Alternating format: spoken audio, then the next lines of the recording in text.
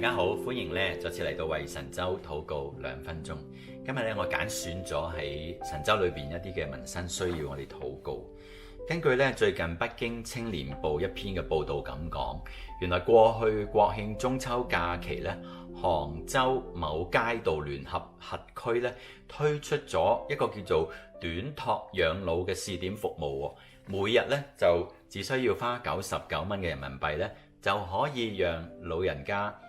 住入去呢啲嘅養老中心，並且咧享受到一日3餐同埋日常嘅照料等等嘅服務嘅。咁因為傳統嘅養老院係以長期照顧為主啊，所以就難以滿足子女例如要出門啦，或者老人手術之後恢復等等呢啲短期嘅需求。咁呢個日托服務咧，雖然能夠提供日常嘅照料，不過咧冇辦法嚟到去過夜啊，而假日咧亦都係人手不足嘅。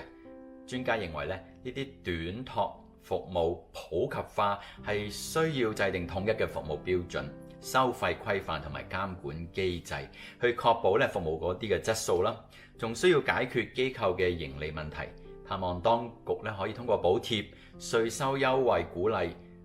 更多嘅機構嚟到參與呢啲短托養老嘅服務嘅。我哋一齊低頭禱告啊！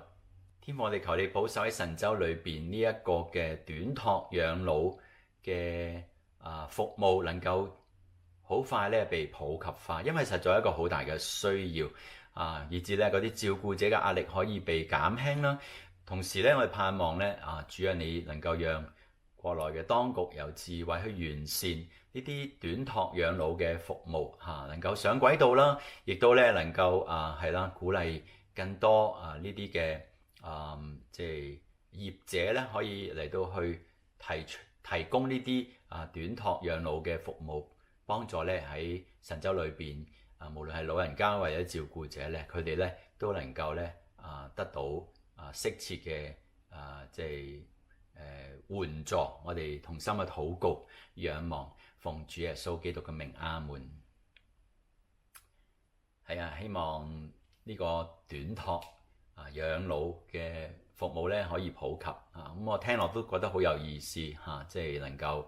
係我相信幫助到好多人嘅。咁我哋下個禮拜再約定你哋咯。咁我哋下個禮拜一齊再守望神州。拜拜。